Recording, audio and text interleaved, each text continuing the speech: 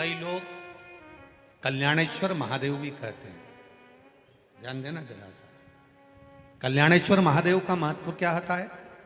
ब्रह्मवैवर्त पुराण में पितरों की जो अन्य बेटियां थीं, उन्होंने जो अनुष्ठान किया था, जब नाती, पितरों का नाती जब घर पहुंचता था, उसका जब लालन पोषण करती थी और वो शिव की आराधना करता दिखता था, तो उसका नाम कल्याणेश्वर ही रखते थे। एक निवेदन आप सबसे रहेगा, जिनके लीवर में, किडनी में तकलीफें रहती है, डॉक्टर को दिखाते रहो, जांच कराते रहो। डायलिसिस भी चल रहा हो तो भी डॉक्टर को दिखाते रहो और इलाज कराते रहो, जांचें कराते रहो, डॉक्टर की दवाइयाँ लेते रहो, मना नहीं।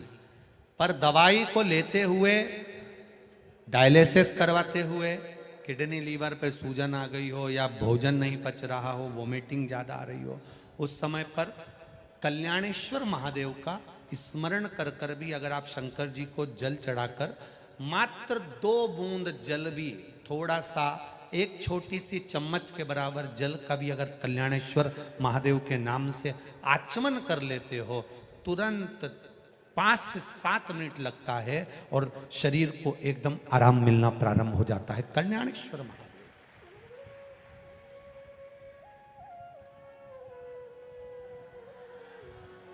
शिव शंकर की कथा कर, बाबा देव अधिदेव महादेव का संवाद कर। और जब ये कोई साधारण सा नाम नहीं है, दोनों नामों का स्मरण फिर से करिए। सुतपा के पुत्र का नाम क्या था? जम के बोलो जरा, कल्याण मित्र। याद हो जाना चाहिए आपको, हर कभी किसी भी जगह पर तुम्हें याद आ जाएगा।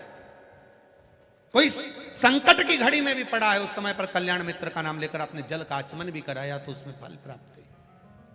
डॉक्टर को दिखाने जाओ, एम्बुलेंस आए, उतनी देर में कल्याण मित्र का स्मरण होना चाहिए।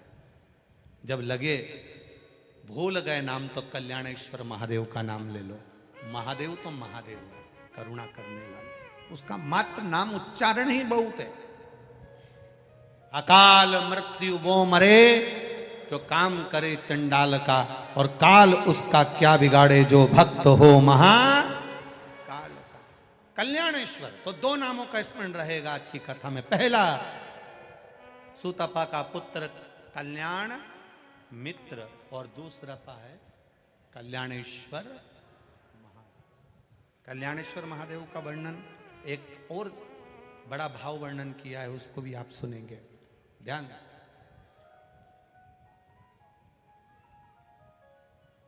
मान लो कोई अपनी प्लाट है, कोई अपनी जमीन है, कोई अपनी भूमि है, कोई अपना घर है, आपने किराए से दिया, कोई किसी को कोई कार्य के लिए दिया और उसने उस पर कब्जा कर लिया, नहीं छोड़ता।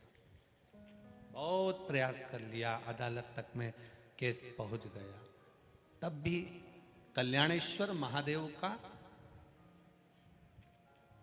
108 चावल का दाना या 108 श्वेत पुष्प की पत्ती, सफेद फूल की कोई भी पत्ती,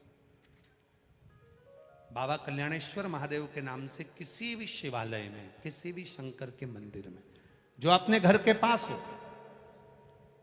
हम ये कभी आपसे नहीं कहते कि आप बहुत दूर जाइए, आप तो आपके घर के पास में जो शिवालय, आपके घर के पास में जो शंकर का मंदिर हो, आप वहां जाओ।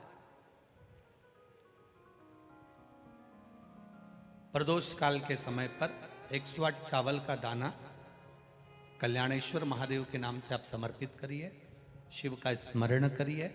बाबा से वही 108 चावल के दानों में से 107 दाने वापस लेकर आ जाइए, और वो दाने आप अपने कक्ष के अंदर बस बाबा से प्रार्थना कर कर आ जाओ कि बाबा अब आपको संभालना है, आपको साधना है।